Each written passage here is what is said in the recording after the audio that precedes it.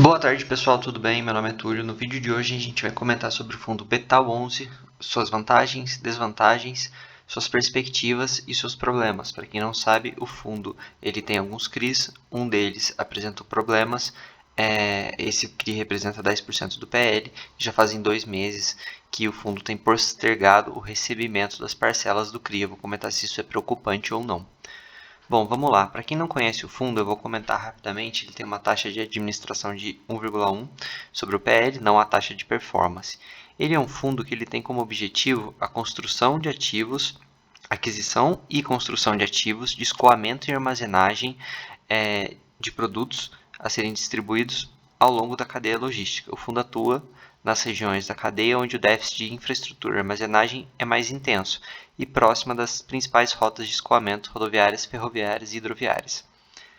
Em outras palavras, basicamente, a grosso modo, é um fundo de logística focado no agro. É quase como um BTLG agro, só que eles separaram. Tem aqui o mesmo conceito do last mile do e-commerce, só que seria o last mile do agro. Então ele quer sempre estar nessas zonas quentes para ter ali sempre esses imóveis com possibilidade de sempre estarem sendo utilizados. Não ter como se fosse uma vacância ali, o imóvel envelhecer mal e ser mal utilizado no futuro. Então ele sempre foca nessas melhores regiões. Então aqui o valor de mercado da cota é R$ 95,00, apesar de seu valor patrimonial estar em 105, então ele tem aqui um desconto. O rendimento base dele tem sido 0,83, que dá um dividend yield de 10,5. A gente sabe que ele consegue manter esse rendimento. Ele tem uma renda base, mas ele também fica girando ali alguns CRIs para conseguir destravar a inflaçãozinha acruada e assim manter esse rendimento elevado. Vamos aos comentários do gestor. Então, o rendimento do Betal foi de 0,83, um yield de 10,5, acumulando 0,18 de resultado não distribuído. Então ele tem essa reservinha. Conforme informado no último relatório gerencial, a gestora manteve a estratégia de operações táticas no mercado secundário através da compra e venda parcial dos CRIs da carteira com o objetivo de destravar a correção monetária acruada e não distribuída. No mês, o giro parcial dos ativos resultou em uma receita financeira trazendo um ganho de capital de mais de R$ 1.100.000. Então foi o que eu comentei, ele fica fazendo esse giro, consegue incrementar um pouquinho a renda. E aqui ele destaca que o fundo ele tem um desconto de 16% no valor do mercado secundário. Sem mais enrolação, vai ser um vídeo bem rápido hoje. Eu já vou comentar aqui sobre o CRI Serpasa, que é o CRI que está com problema. Então, em janeiro de 2023, o projeto industrial da usina de etanol Serpasa, na Bahia, obteve a licença de operação emitida pela ANP para o exercício da atividade de produção e comercialização do etanol.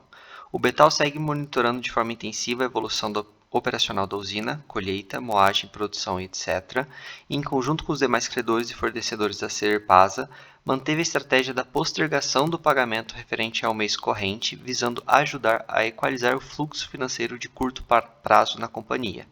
Serpasa e seus principais stakeholders, incluindo o Betal, continuam trabalhando ativamente em alternativas de fortalecimento da liquidez e estrutura de capital da companhia, de forma a assegurar maior geração de caixa no curto e médio prazo. Até o presente momento, a distribuição de rendimentos do Betal não foi impactada, pois o fundo fez uso de sua reserva gerencial para manter o patamar atual dos dividendos. Então, resumindo, tem esse projeto dessa usina de etanol, teve um atraso na certidão na licença, né, que é emitida pela ANP. Isso já aconteceu no mês passado. Nesse mês ainda, pelo visto, não conseguiram regularizar e eles estão postergando. Obviamente que não é um perdão da dívida. Na frente, a empresa vai ter que pagar. E, pessoal, tem que ter uma certa flexibilidade para não executar a dívida já no primeiro, segundo mês de atraso. É óbvio que tem que ficar sempre muito próximo, porque se eles verem que a usina, que no caso, né, o CRI da Serpasa, não tiver mais condição de pagar a dívida, aí quanto antes eles têm que executar para conseguir recuperar o principal. Por outro lado, você tem que ver que se for algo pontual, compensa você carregar essa dívida, então tem que ter essa postergação. Como ainda é algo que é recente, não é tão preocupante, mas como eu disse, tem que estar sempre acompanhando de perto, que é o que a gestão tem feito, segundo aqui o relatório. Aqui o fundo comenta um pouco da sua estratégia, falando que o Brasil tem muitos problemas na logística, então precisa de maior eficiência, modernizar portos, ferrovias, de marcos regulatórios, e o Betal ele tem exatamente essa estratégia de focar em ativos que estejam extremamente bem localizados em regiões que têm maior déficit de estrutura e armazenagem, localizados nos corredores de escoamentos do Brasil. Então ele quer ter esses imóveis em locais estratégicos, locais importantes para esse escoamento da nossa produção agrícola, e com isso, obviamente, atuando em locais que têm pouca infraestrutura, ele vai sempre conseguir ter uma rentabilidade muito boa. Vai ser a única opção, basicamente, de escoamento para o produtor rural, e ele vai conseguir ter uma vantagem competitiva. Aqui tem a evolução do volume financeiro por ativo, a receita. Aqui na DRE dele, eu marquei a receita com CRI, 13 milhões. Ganhos de capital com CRI, isso no acumulado de 12 meses, né?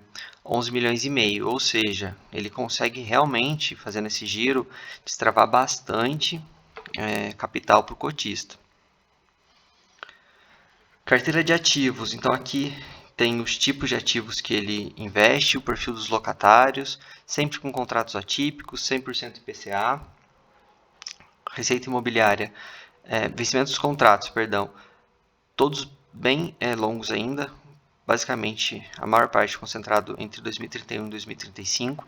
E aqui uma informação bem importante, a gente tem praticamente 70% de reajuste nas receitas imobiliárias do fundo entre fevereiro e março. Então provavelmente aqui em maio, mais ou menos, a gente já deve sentir um aumento no rendimento.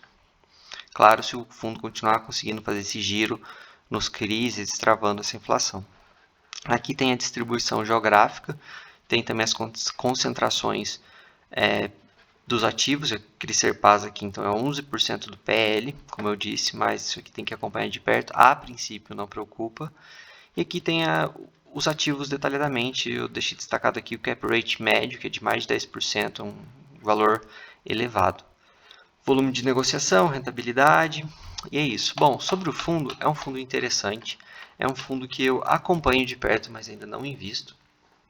Por quê? Pessoal, se vocês estiverem gostando do vídeo, eu peço que deixem like, comentem, se inscrevam, por favor, para me ajudar. Vou sempre trazer vídeos sobre os mais diversos temas aqui no canal. Lembrando que tem o link do Telegram aqui na descrição do vídeo, um canal 100% pró-cotista, que eu quero criar um ambiente para a gente se ajudar. Então, quem puder entrar no grupo, a gente troca uma ideia. Bom, qual que é o risco desse fundo?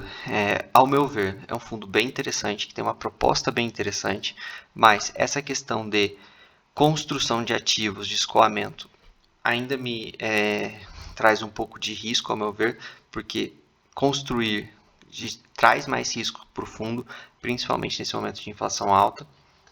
Então é um risco implícito, o fundo ainda não tem uma construção de um ativo grande em andamento, mas é algo que me preocupa. O segundo ponto, ele tem todos esses ativos aqui que eu mostrei para vocês, que são realmente bem localizados, são diferenciados nesse momento, mas eu não sei como que vai ser daqui a 10 anos, daqui a 15 anos, como que esse ativo vai envelhecer, qual é a manutenção necessária para manter esse silo ativo, funcionando, e como que vai ser essa rota. Hoje é uma rota de escoamento, rotas principais, mas e se o Brasil aumentar sua malha ferroviária ou sua malha fluvial, essas rotas de escoamento vão ser as mesmas? Se não forem, esse imóvel, qual que é o valor residual dele?